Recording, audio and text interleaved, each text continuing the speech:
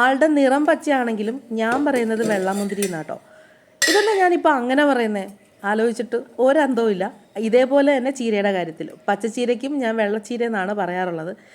എല്ലാവരും അങ്ങനെയാണോ പറയുന്നതെന്ന് എനിക്കറിയത്തില്ല. ഏതായാലും കഴിഞ്ഞ ദിവസം വാങ്ങിച്ചുകൊണ്ട് വന്നതാണേ. നല്ല പുളിയുണ്ട് കേട്ടോ. നല്ല പുളി എന്ന് പറഞ്ഞാൽ നല്ല പുളി. ഇടയ്ക്ക് ഒന്നോ രണ്ടോ ഒക്കെ വാലിയിട്ടപ്പോൾ ചെറിയ മധുരമൊക്കെ ഉണ്ട്. അപ്പോൾ ഞാൻ ഓർത്തു പുളിയുള്ള ഈ ഒരു മുന്തിരി ഇവിടെ വെച്ചിരുന്നാലും അങ്ങനെ ഓടത്തില്ല. അപ്പോൾ പിന്നെ എന്താ ചെയ്യുന്നത്, ഒരു അച്ചാറിട്ട് നോക്കിയാലോ എന്നൊരു ആലോചന.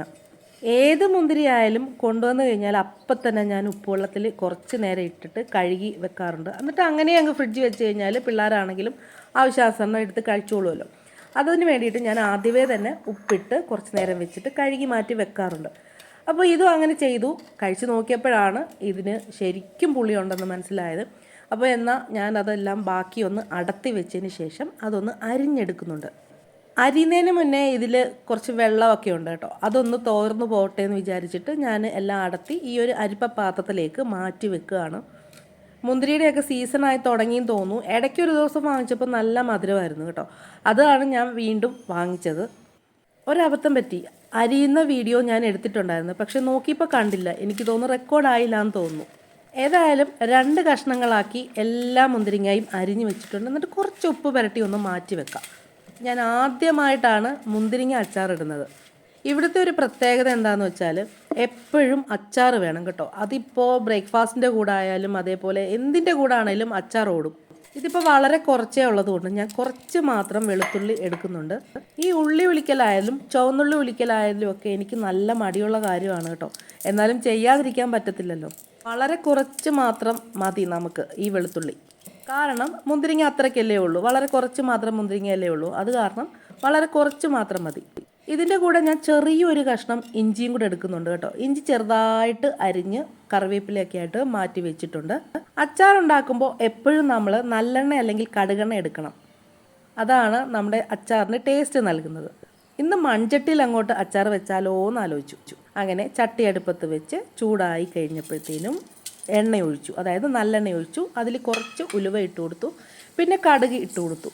ഉലുവായും കടുകിനെ ഉണ്ടല്ലോ തിളച്ച എണ്ണയിലോട്ടിട്ടാൽ അപ്പം അവർ തുള്ളിച്ചാടും. 2 പേരും ഒന്ന് പൊട്ടിക്കഴിയുമ്പോഴത്തേക്കും നമ്മൾ എടുത്ത് വെച്ചിരിക്കുന്ന വെളുത്തുള്ളിയും ഇഞ്ചിയും കറിവേപ്പിലയും കൂടി ഇതിലേക്ക് ഇട്ട് കൊടുക്കണം. ഒരു മീഡിയം ഫ്ലെയിമിൽ ഇട്ട് വേണം ചെയ്യാനായിട്ട്. ഉലുവ ഒന്നും കരിഞ്ഞു പോകാൻ പാടില്ല, അതേപോലെ തന്നെ കടുകും. അങ്ങനെ ബാക്കി ആൾക്കാരെയും കൂടി എണ്ണയിലിട്ട് നന്നായിട്ടൊന്ന് ഗോൾഡൻ ഫ്രൈ ആവുന്നത് വരെ ഒന്ന് വാട്ടിയെടുക്കാം.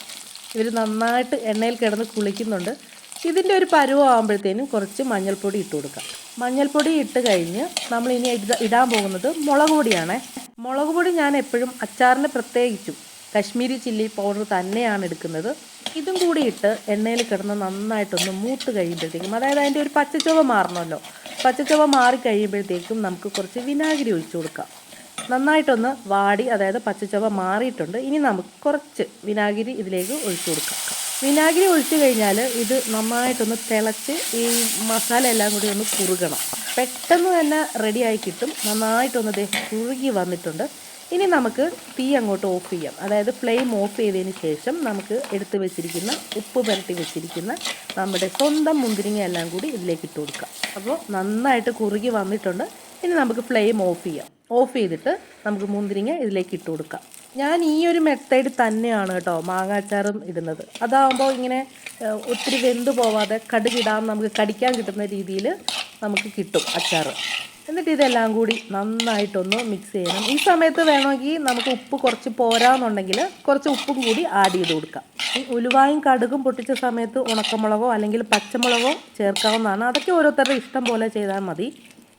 ഞാനൊന്ന് ടേസ്റ്റ് നോക്കിയപ്പോഴേ കുറച്ച് ഉപ്പ് കുറവുണ്ട്, എന്നാൽ ഞാൻ കുറച്ച് ഉപ്പും കൂടി ചേർത്തിട്ടുണ്ട്. എന്നിട്ട് ഇതെല്ലാം കൂടി നന്നായിട്ടൊന്ന് മിക്സ് ചെയ്തെടുക്കാം. സത്യം പറഞ്ഞാൽ ഇതെൻ്റെ ഒരു ആദ്യത്തെ പരീക്ഷണമാണ് കേട്ടോ. അങ്ങനെ രണ്ടാമത്തെ ഉപ്പും കൂടി ഇട്ട്, ഉപ്പ് കുറച്ച് പോരാന്ന് തോന്നിയപ്പോൾ രണ്ടാമത്തെ ഉപ്പും കൂടി ഇട്ടിട്ട് എല്ലാം കൂടി ഒന്ന് മിക്സ് ചെയ്ത് കഴിയുമ്പോഴത്തേക്കും അച്ചാർ ഏകദേശം റെഡിയായി. ഇനി ഇതിലേക്ക് ഞാൻ കായപ്പൊടി ചേർത്ത് കൊടുക്കുന്നുണ്ട്. എപ്പോഴും ഞാൻ കായപ്പൊടി ആയതുകൊണ്ട് ലാസ്റ്റാണ് ചേർത്ത് കൊടുക്കുന്നത്. ഇനിയിപ്പോൾ കായമാണെന്നുണ്ടെങ്കിൽ ആദ്യം നമ്മൾ ആ എണ്ണയിലിട്ടൊന്ന് വറുത്തിട്ട് പൊടിച്ചെടുത്തിട്ട് ചേർത്താലും മതി. അപ്പോൾ ഇനി ഞാൻ കായപ്പൊടി ചേർത്ത് കൊടുക്കുകയാണ്. ഇതും കൂടി നന്നായിട്ടൊന്ന് മിക്സ് ചെയ്ത് കഴിഞ്ഞാൽ നമ്മുടെ അച്ചാർ റെഡി ആയിട്ടുണ്ട്. അച്ചാറിന് പൂർണ്ണത വരണമെന്നുണ്ടെങ്കിൽ കായപ്പൊടി നിർബന്ധമാണ്. ഏതായാലും എൻ്റെ ഫസ്റ്റ് പരീക്ഷണം വിജയിച്ചിട്ടുണ്ട്.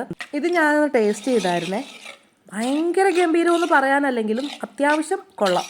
ഒറ്റ നോട്ടത്തിൽ നമുക്ക് ഇരുമ്പിപ്പുളി അച്ചാറെന്നേ തോന്നുള്ളൂ. ടേസ്റ്റ് ചെയ്യുമ്പോഴാണ് ചെറിയൊരു മധുരവും ഒരു പുളിയും ഒക്കെ ആയിട്ട് നല്ലൊരു ടേസ്റ്റാണ്. പക്ഷേ ഭയങ്കര ഗംഭീരമെന്നൊന്നും ഞാൻ അവകാശപ്പെടുന്നില്ല. എന്തായാലും ട്രൈ ചെയ്തിട്ട് ഫീഡ്ബാക്കൊക്കെ അറിയിക്കണം. വീഡിയോ ഇഷ്ടപ്പെട്ടാൽ ലൈക്ക് ചെയ്യാനും ഷെയർ ചെയ്യാനും സബ്സ്ക്രൈബ് ചെയ്യാനും മറക്കണം. നമുക്കിനി അടുത്ത വീഡിയോ കാണാം. ബൈ.